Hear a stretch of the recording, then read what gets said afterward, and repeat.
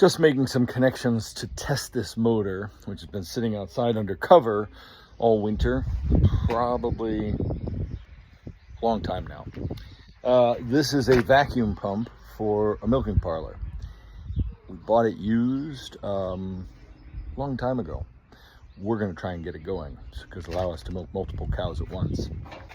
There's a lot that has to get attached to it that I'm not going to mess with. All I want to know is, will the motor turn it over? The key is if the motor will just start off of a generator. That's specifically what I'm trying to do. Get it to run off a generator. Then we just put this unit down at the milking parlor and just run the generator until we create the space that needs to go in with the other equipment that needs to go there, which isn't ready yet. And if I can get a little thing set up down here by the parlor, get this going, then we can milk 2 cows. That's all it'll fit in the temporary parlor at the moment, but at least that's more than 1 cow at a time. Back when we could milk 2 cows at a time with our other pump, which blew up, and we've been running off the backup one, which only allows us to milk 1, milking 2 cows at once shaves a lot off of the time, more than half, because you bring in the cows in anyway in pairs, and they're all queued up. They know their pairs. They learn that pretty quick, even if you have to make a change. So we want to get 2 cows at once, otherwise we won't survive the summer. So we're going to see if it will run, pulling it up this dang hill, see if it will run the vacuum pump motor. It's 220 specifically, so that's the key. Come on, ladies. Lottie! Come on, let's go! Trixie!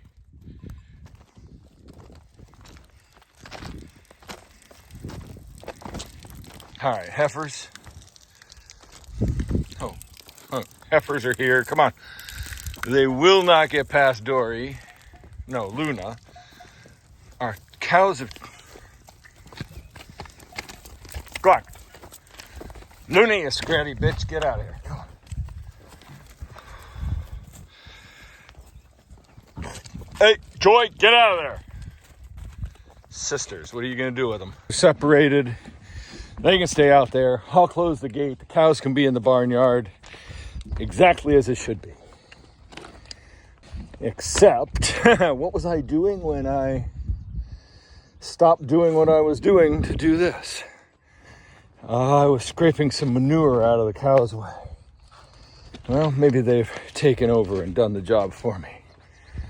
I probably bent the handle on the scraper, because that's the sort of thing cows do. One of the other things I did today in my spare time, pushed up the manure pile so it composts a little better, churned it up. That's the 2-year-old age stuff. I spread some manure today. So that was another thing, in case I didn't say it in another video, part of this video. All right, where are we at? I was feeding the heifers. No, I was feeding the calves grain. All right, calves have finished there. No, they're still eating their grain. All right, I got to clear this patch of manure so the cows don't slip coming in and out of the parlor. I was hoping to do it before they showed up, but they're here now, so I'm going to get heifers calves some silage. The heifers are out in the field doing whatever heifers do. This really is the weirdest way to make a living. It's always nice when the cows come and when you call them. I was just headed to the house to get my boots on and everything for milking, and they were grazing away in the field. They don't always, but it's nice when they do. Hi, Nettle. Why? Hi. Sweaty. She's sweaty. It's been hot out today. Hi. Come on, ladies. Let's get a move on. Just rounding up Lottie. She was the last one. Her udder is enormous. This season, this grass, I don't know what, it's cranking the milk out of the cows right now. And the evening milking, we're only milking 6 fresh cows right now in the night. their numbers almost top at night what the daytime numbers top. Come on, Lottie darling, let's go. Come on, let's go. Head to the barn. Let's go. Head to the barn. Head to the barn. Ha! Lana, get a move on. Ha! Ah, Lana's in heat because her tag is rubbed orange. All right, we're not breeding them this cycle. We're going to breed them next cycle because we want the calves in February. Come on, darlings. Come on, Lana love. Come on, everybody. Black fly are fierce tonight. Huh? Hey, hey, hey, hey, hey! No! Come on. Mabel, Libby, get a move on. Ha! Come on. Cow dynamics.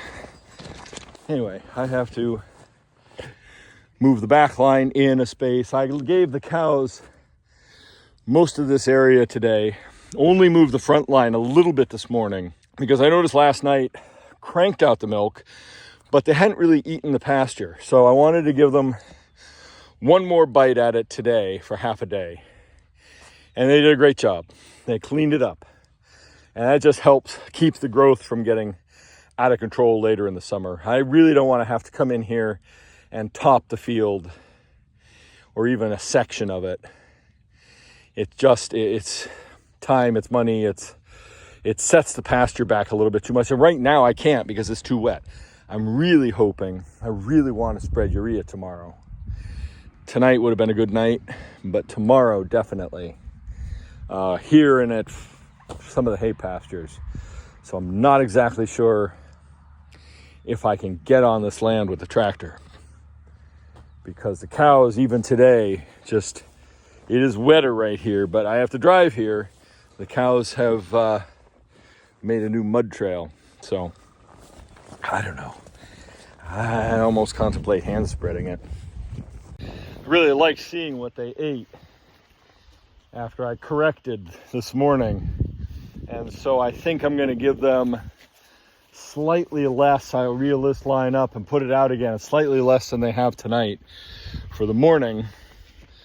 I'll look at it in the morning, see what they ate, make an adjustment for the evening. It's sort of the grazer's eye, knowing how many paces to give them a feed based on what I'm seeing them eating. And if I happen to observe them during the day, are they always up? Are they always hunting around looking for food, or are they laying down several times a day? Or with how, today I happen to be working in the yard and back and forth, so I could see that they were laying down for a good portion of the day, chewing their cud. That's perfect. But then there were also groups up and grazing and doing their thing. And that's great. That gives me a good indication that this pasture is feeding. This is the first time we've had 16. I know that's small for some, it's large for others.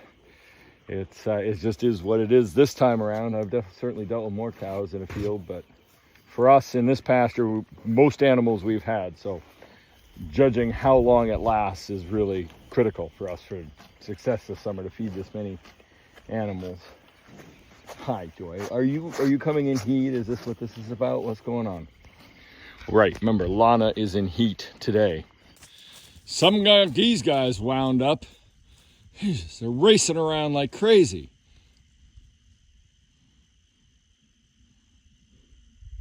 I don't know if it's a black fly or what. They better not tear through the pasture. I mean, they better not. I know one of them might be in heat, but Joy maybe. They better not tear through the barnyard and let the cows out. I gotta get in their milk.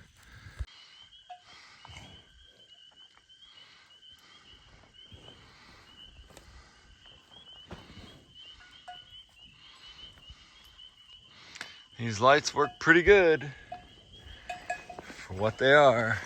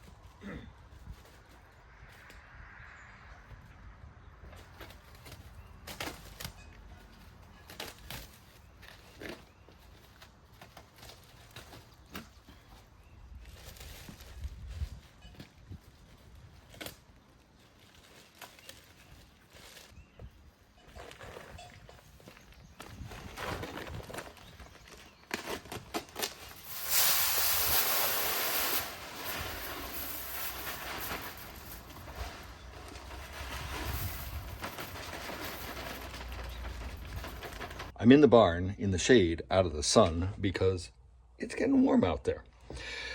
First warm day, and probably not a great day for doing what I'm about to do, but it's going to be rainy tomorrow and overcast and cool and misty tonight. So I'm going to go spread fert in the sun. Get it done with. Hopefully the fields have dried out enough. If I'm making too many marks, then it's game over, and I will have wasted some time and have to unload the fertilizer spreader so it doesn't get wet or something. But gotta go and get some on now because we've got a week of rainy weather. Not heavy rain, we don't think. Sort of up to a half inch every day or over the week. I can't remember exactly which, but as long as we don't get an inch in one rainfall, I think we're going to be fine.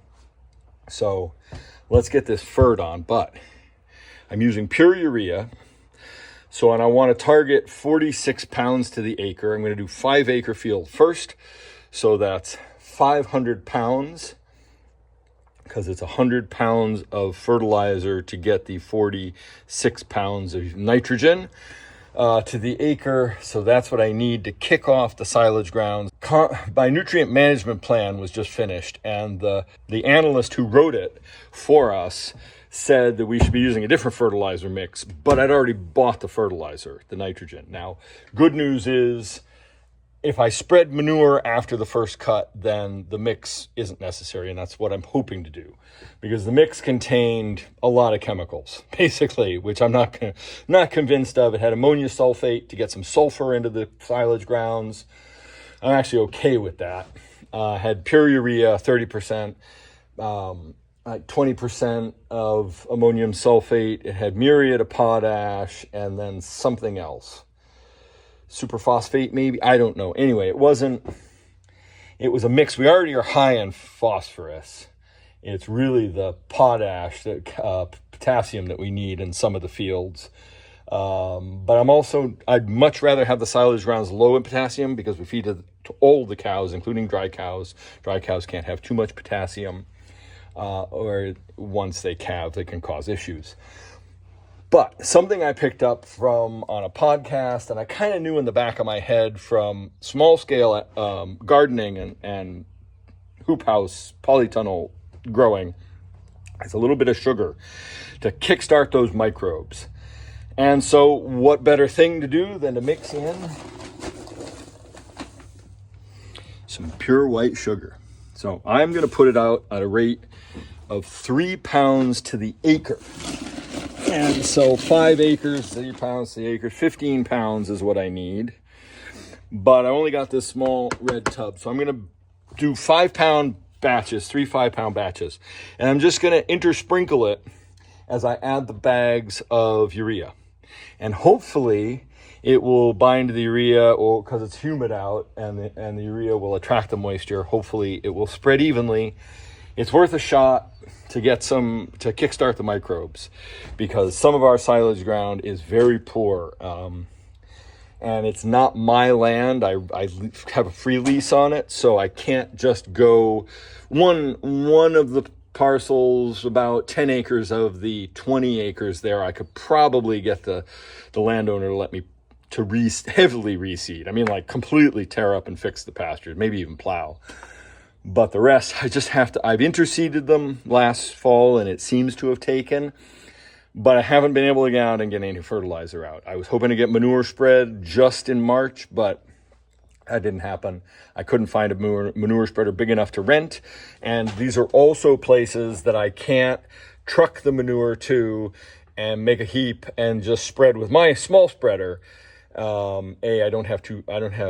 I have to constantly hook and unhook the spreader to use the loader, because I don't have 2 loader vehicles that I have there.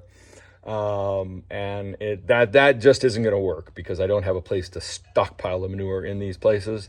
The landowners didn't want that, so I just have to haul it in a spreader. So I need to find a spreader big enough to haul about 8 to 10 tons at a time.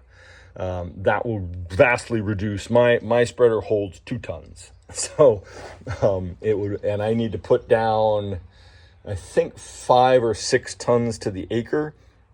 So at 6 tons of the acre, that's 30 tons. It'd be much nicer to do that in 3 trips rather than in 15. So did I just say that right? Rather than a bunch. Anyway, so I'm adding sugar. I'm going to mix it in. Hopefully that'll kickstart, get the soil biological activity ramped up, because these fields are overplayed.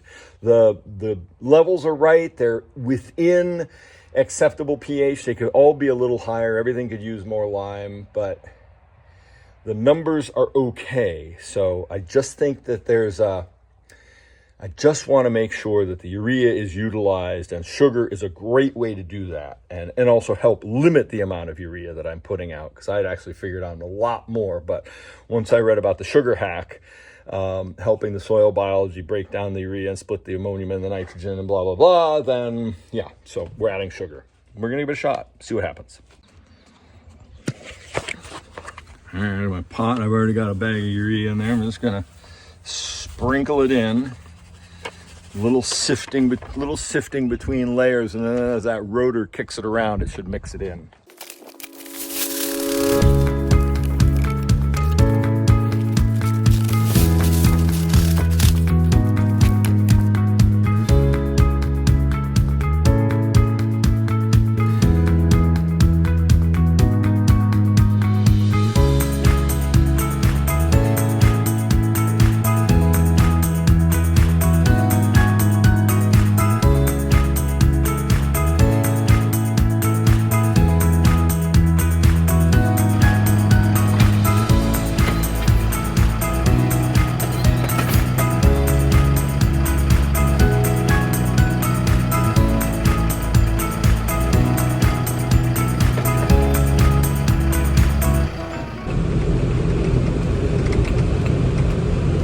I think that's okay. I hate going as far as I'm going up the road like that with that set.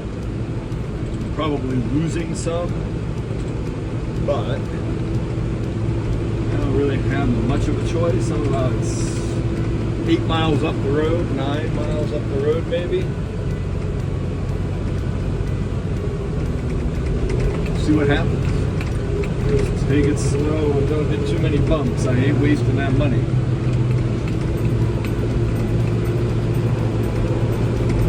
Anyway, we're going to go spread on the drier of all the fields. I've been gauging, because our field was among the wettest of the 3 main sets of fields that we're doing. And I'm actually considering being able to spread on it today. I like to see the fact, I mean, Allison said, farmers are never happy.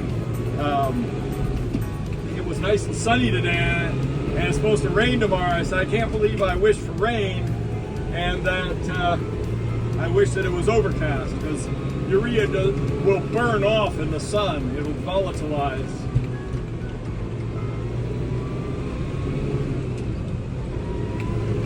And we don't want to do that. We actually want it to work. I mean, at the cost of this, we definitely want it to go into the ground and work.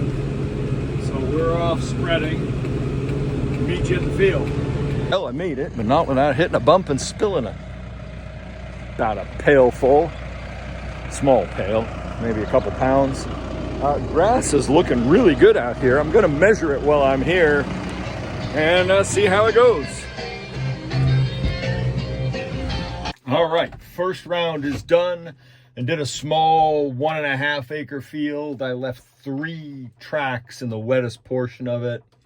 Not too bad. I think that is the wettest field here. There is a little bit of a wet section here in this big field. I'm going to stop and measure some grass. The spreader seems to be going okay, or did I just over apply? I think I might knock back the amount, because that was... Yeah, I think I'm over applying. This spreader is useless for calibrating, unless maybe if I had a couple people and a big tarp and lots of palaver, it's mostly guesswork. Open the shutters and let it flow.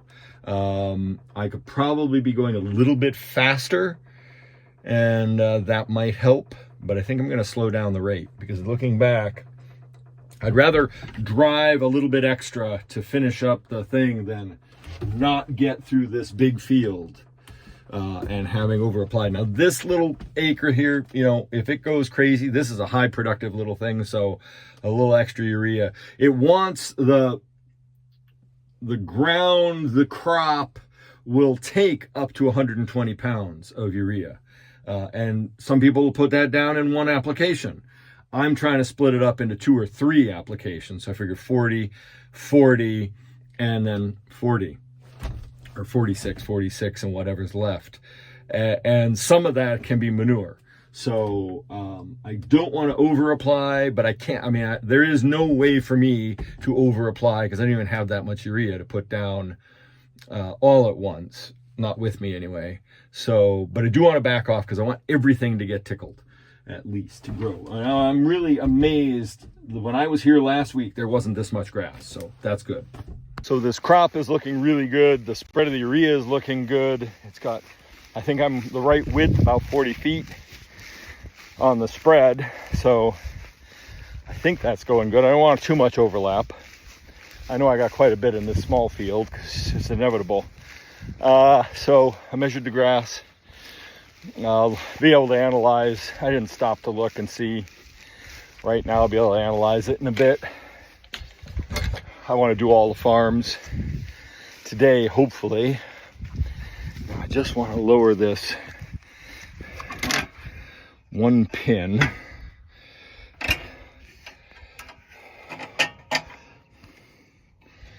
2, 3. We'll let that be the spread rate. See what happens, see how long this lasts. Well, annoyingly, when I stopped to do the other thing, my GPS application that paints the field and shows me where I've been and keeps me from having overlap started rebooted, and so I lost the data. I had an AB line. Now I'm gonna have to guess at an AB line going back up at the right distance and fill in the rest and just leave that blank. Maybe that'll be my, once I'm empty, path out of here. But that's annoying.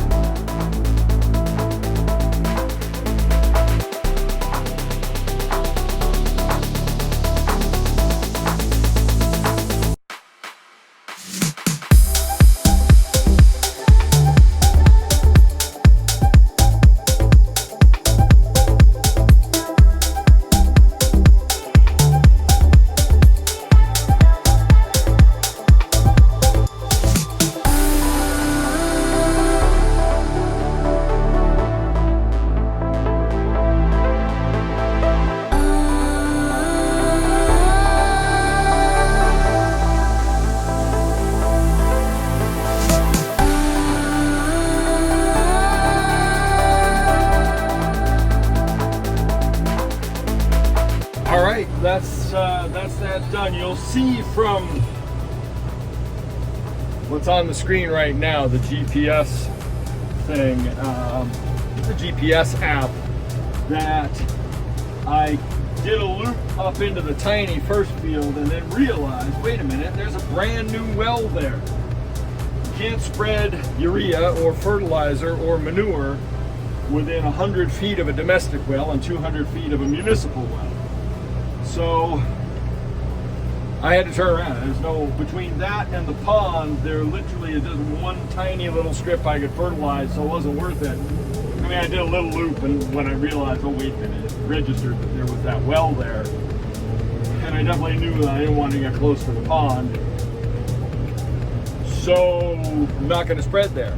It'll grow, and I guess I will try and put in more clover in that section going forward.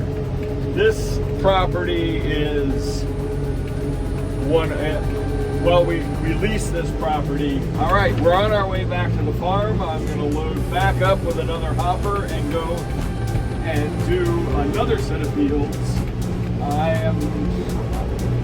I was tempted to bring the full load of urea with me and spread, but actually I'm thinking I don't want to do that because that would make this, I I need a ton over there, and even a half ton extra with a loaded manure spreader. I don't want to add an extra half a ton or a full ton until the half ton spread on the tractor over there. So I guess I'll just load it, spread what I can, come back home, load it, go back and spread the rest. And that also kind of buffers me. If it's too wet over there, I won't have loaded this up. And you know, there's somewhere over there that I can spread. I know that. It's just, can I spread over everything I want to spread?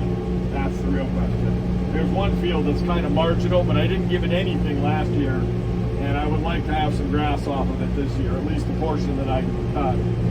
So until it's better improved, in that field I can improve, I will wait. So that's the plan, back to the farm. So I think, given how it's spread, I have it dialed in okay. At 5 miles to the hour, I've reduced it to the 3 mark on the spreader for this size urea, and it worked out that I coated the rest of that field, and with the extra enough, I could have done that small field if it hadn't been for the pond and the well. Now, I'm gonna go do I loaded up to do another 5 acres worth. And we'll see how that goes and whether I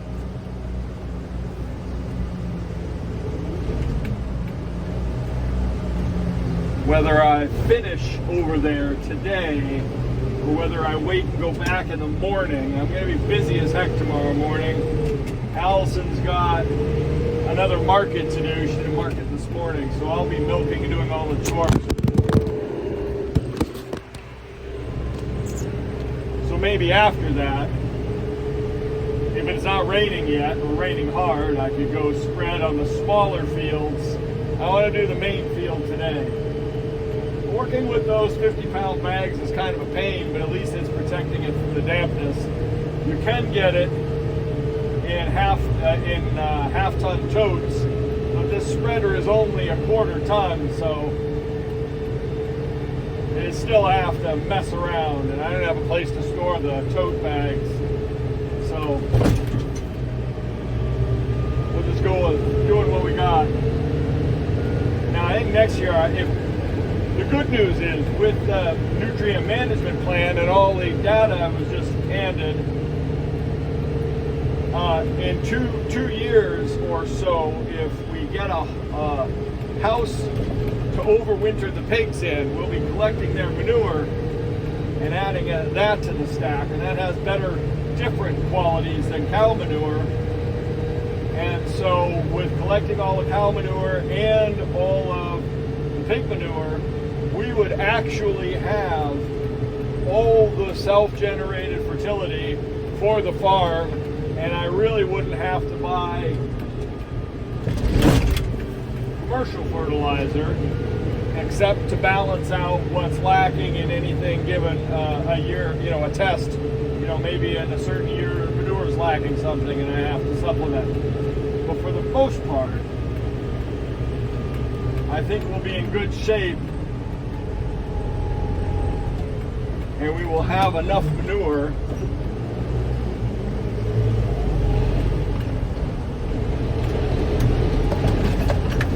going forward. So because I'm not really a fan of the chemical fertilizer. Urea is one thing, because it's just straight up nitrogen, and everything needs nitrogen, and we just don't have enough. We're not collecting urine or slurry or any liquid manure that would supplement. If I had that, then I wouldn't even need the urea, but we don't have that, so we're going to have to spread urea some degree. But if we can find another source for the nitrogen. Now, interestingly enough, that nutrient management plan didn't take into factor at all any of the clover in the field, which fixes about 20 pounds to the acre every time it's grazed. So that helps. But yeah, they don't factor that in. So that's just like bonus nitrogen. And it also may be, there's different rankings of nitrogen. how it's rated, whether it's bioavailable, whether it's, you know, just resident and there is a certain amount of nitrogen that just isn't available at all times and it's just there. But it can leach out, so that's what we're trying to avoid. It is nice and gray and it's damp out, which I like because I'm hoping this will get a gentle rain in, and we will, you know, the roots will start uptaking it, and the sugars will wash in and be available to the soil. Bacteria biology will increase and thrive. That would be ideal. Well, for whatever reason, when I was over there spreading at Farnsworth, apparently the sugar helped the form it got damp, and the sugar helped form a block.